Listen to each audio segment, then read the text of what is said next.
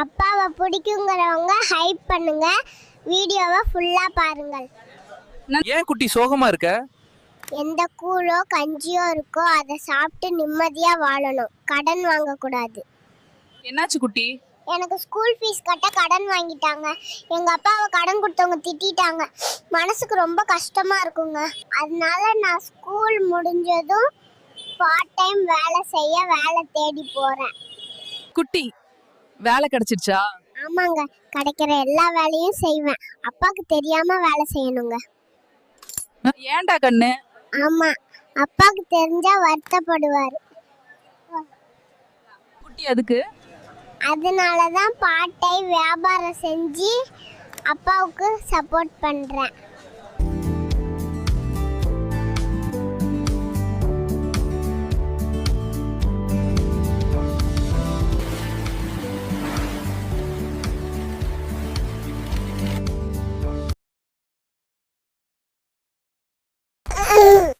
அம்மா, நான் part time வேலை செஞ்ச சம்பளம் இது.